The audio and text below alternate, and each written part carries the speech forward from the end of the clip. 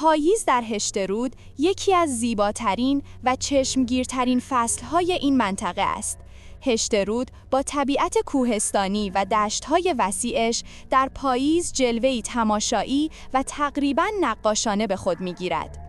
در ادامه ویژگی‌های منحصر به فرد پاییز در هشترود را مرور می‌کنیم. مناظر و طبیعت، رنگ آمیزی خیره کننده، جنگل‌ها و بیشهزارهای اطراف هشترود به ویژه در ارتفاعات غرق در رنگ‌های طلایی، نارنجی، قرمز و زرد می‌شوند. درختانی مانند گردو، بلوط، صنوبر و بید این تغییر رنگ تماشایی را ایجاد می‌کنند.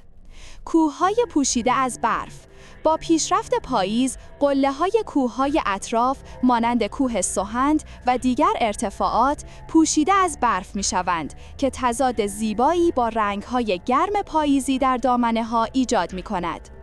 دشت‌های طلایی، دشت‌های هشترود که در بهار و تابستان سرسبز بودند، در پاییز رنگ طلایی و زرد به خود می‌گیرند و منظره‌ای وسیع و آرامش بخش را پدید می‌آورند. آسمان آبی و ابرهای هنرمند، هوای پاییز هشترود معمولاً پاک و آبی است و ابرهای زیبا صحنه‌های خیال‌انگیز را برای عکاسان طبیعت خلق می‌کنند.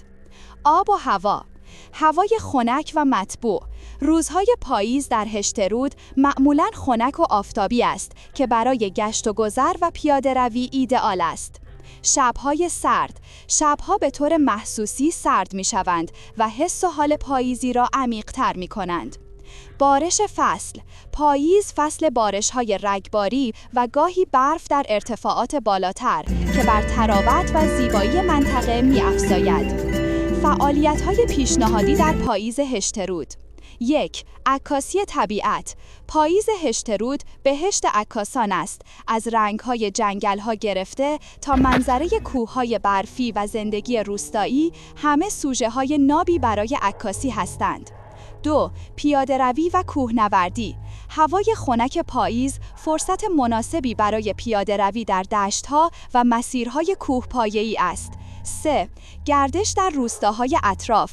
سری به روستاهای زیبای اطراف هشترود بزنید. در این فصل روستاییان مشغول جمع‌آوری محصولات باغی مانند گردو و سیب هستند و می توانید با فرهنگ محلی نیز آشنا شوید.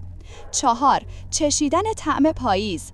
از محصولات تازه پاییزی منطقه مانند گردوی تازه، انواع سیب، انگور و عسل طبیعی استفاده کنید.